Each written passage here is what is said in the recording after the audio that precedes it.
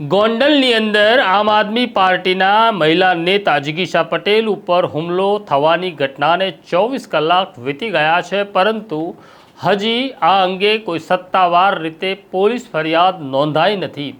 કેમ નથી નોંધાઈ ફરિયાદ અને જિગીશા પટેલ ઉપર પથ્થર વડે હુમલો કરનાર કૃષ્ણા નામની મહિલા કોણ હતી તેની વિગતે વાત કરવી છે. વૈષ્ણવજન તો તેને કહીએ જે પીડ પરાઈ જાનાને રે. નમસ્કાર, નવજીવન ન્યૂઝમાં તમારું સ્વાગત છે અને હું છું તમારો પ્રશાંત દયાળ. વાત કરવી છે આમ આદમી પાર્ટીના મહિલા નેતા અને ફાયર બ્રાન્ડ નેતા જિગીશા પટેલની. જિગીશા પટેલ ઉપર 24 કલાક પહેલાં ગોંડલના સરગમ વિસ્તારમાં હુમલો થાય છે. તેમની ગાડીના કાચ તૂટે છે, તેમના માથામાં ઈજા થાય છે અને તેમને તાત્કાલિક ગોંડલની સરકારી હોસ્પિટલમાં લઈ જવામાં આવે છે, જ્યાં ડૉક્ટરોએ કહ્યું હતું કે તેમને કોઈ આંતરિક ઈજા નથી, પરંતુ જિગીશા પટેલ અને તેમના સાથી કાર્યકર્તાઓની લાગણી એવી હતી કે પૂરી ડાક્ટરી તપાસ થાય તે જરૂરી છે, માટે ગોંડલથી તેમને રાજકોટની એક ખાનગી હોસ્પિટલમાં ખસેડવામાં આવ્યા છે. છેલ્લા લાંબા સમયથી જિગીશા પટેલે ગોંડલમાં ડેરા તંબુ નાખ્યા છે અને સરકાર સામે તેમણે અવાજ ઉપાડ્યો છે. લોકોના પ્રશ્નોને લઈને જિગીશા પટેલનો આરોપ એવો પણ રહ્યો છે કે ગોંડલમાં કાયદો અને વ્યવસ્થાની સ્થિતિ કથળી ગઈ છે, ખરાબ છે, જેના કારણે તે લોકોનો અવાજ બની રહ્યા છે.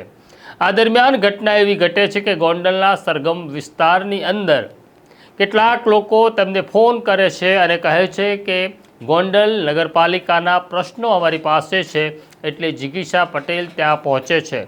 ત્યાં પહોંચ્યા પછી તેઓ સ્થાનિક કોર્પોરેટર જાડેજાને ફોન કરે છે અને કોર્પોરેટરને કહે છે કે તમારા વિસ્તારના લોકોના પ્રશ્નો છે, તમે ત્યાં પહોંચો. પરંતુ કોર્પોરેટર જાડેજાએ જિગીશા પટેલને જણાવ્યું હતું કે હમણાં હું બહાર છું, મને આવતા સમય થશે, તમે લોકોના પ્રશ્નો સાંભળી લો અને એ પ્રશ્નો મારા સુધી પહોંચાડો. હું પ્રશ્નોનો ઉકેલ લાવવાનો તમામ પ્રયાસ કરીશ. આ દરમિયાન કેટલીક મહિલાઓ જિગીશા પટેલને આગ્રહ કરી રહી હતી કે જિગીશા પટેલ તેમની સોસાયટીમાં પણ આવે, કારણ કે ત્યાં પણ ઘણા બધા પ્રશ્નો છે, પરંતુ જિગીશા પટેલ પોતાની કારમાં બેસી જતા કેટલીક મહિલાઓ નારાજ થઈ હતી.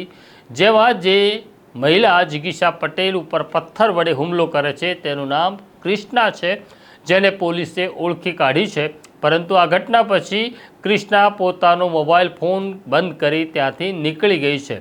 કૃષ્ણાને શોધવા માટે રાજકોટ ગ્રામ્ય પોલીસે અલગ અલગ ટીમો બનાવી તપાસ શરૂ કરી છે.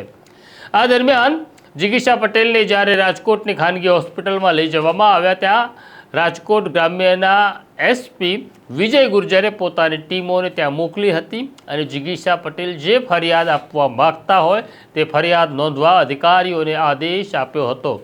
પરંતુ પોલીસ ઇન્સ્પેક્ટર જ્યારે જિગીશા પટેલ પાસે પહોંચ્યા ત્યારે જિગીશા પટેલે એમ કહ્યું કે અત્યારે હું શારીરિક અને માનસિક રીતે સ્વસ્થ નથી, સ્વસ્થ થઈશ ત્યારબાદ હું મારી ફરિયાદ નોંધાવીશ.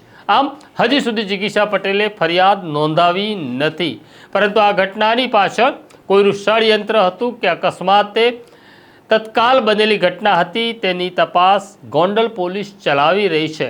તો આ પ્રકારની સ્ટોરી જોવા નવજીવન ન્યૂઝ જોતા રહો, લાઈક કરો, શેર કરો અને અત્યારે મને મારા સાથી જયંત દાફડાને રજા આપો એ પહેલાં અમને સબસ્ક્રાઈબ કરવા માટે બેલ આઇકોન દબાવી દો. નમસ્કાર.